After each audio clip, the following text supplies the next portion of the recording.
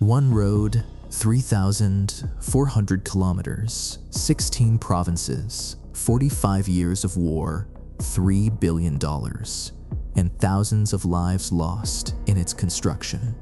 This is not just a story about a road that connects cities. This is the story of Afghanistan's jugular vein. If it is cut, the entire country is paralyzed. This is the Ring Road, a highway that the Soviet Union and the United States raced to build at the height of the Cold War.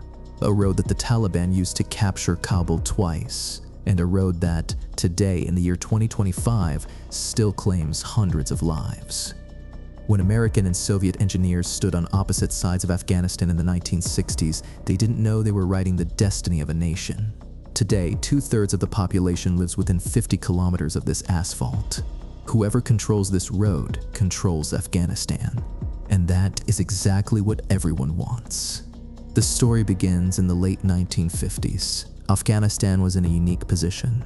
The Americans on one side, the Soviets on the other, both desperate to expand their influence in this strategic land. But instead of bullets, they chose to fight with asphalt. The Americans began mapping the south from Kabul to Kandahar and Herat. Meanwhile, the Soviets were designing the northern route. Unknowingly, these two superpowers were building what would become the country's most vital lifeline. American engineers brought advanced technology to the southern deserts, aiming to build a highway that met international standards and, secretly, could support the weight of heavy tanks. In the north, Russian experts worked with speed, using their experience in Central Asia to carve through the brutal mountains. By 1979, Afghanistan had a road network that was a massive achievement for a country where travel used to take months. But everything changed when the Red Army invaded. The road meant for development became a path for Soviet tanks. For decades, the cycle was endless. The Mujahideen would blow up the bridges, and the Soviets would rebuild them. Even in the chaos of war, the road remained the prize. It was the bloodstream of the nation. If a faction cut the road, a region died. Even today, UN statistics paint a grim picture. Out of over 42,000 kilometers of roads in the country, less than a third are paved. But building here is a nightmare. Afghanistan is 75% mountains. The Salang Pass is the symbol of this struggle.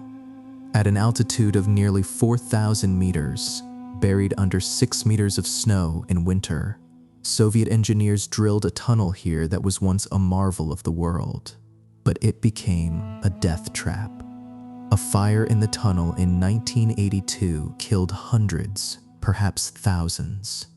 Even now, in 2025, plans for a new tunnel are still just plans. Then there is the engineering hell of the Kabul Gorge, a place of vertical cliffs where even eagles struggle to fly. Building here required blasting mountains and erecting massive walls. And perhaps the most painful chapter is the section that remains unfinished to this day, the 231 kilometers between Maimana and Herat. This missing link has been stalled since 2002 due to corruption, war, and foreign interference. It is a $400 million ghost project. History has proven that this road decides wars. In 1996, the Taliban swept into Kabul with lightning speed. Their secret? They controlled the Ring Road. 25 years later, in the summer of 2021, history repeated itself.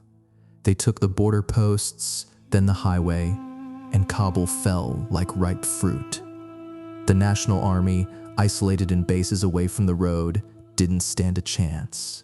But this asphalt is also the economic heartbeat. 85% of imports travel on this loop. When the road closes, the price of flour doubles in Kabul. During the civil wars of the 90s, warlords set up dozens of checkpoints, demanding cash from every truck, crippling the economy. Today, under the Taliban, the illegal checkpoints are fewer, but international sanctions mean there is no money for repairs. Bridges that are crumbling are simply left to rot. Now a new great game is being played on this asphalt. India, China, and Iran are all pouring concrete to secure influence. India built a road to connect to Iran Chabahar port, bypassing Pakistan. China is funding roads near major copper and iron mines it hopes to exploit. Every kilometer built comes with a political price tag, yet regional rivalries often freeze progress. Pakistan, for instance, has long opposed sections that would bring Afghanistan closer to Iran.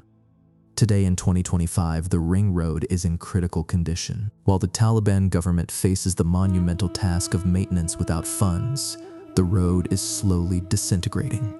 Winter freezes, spring floods, and overloaded trucks are destroying what billions of dollars built.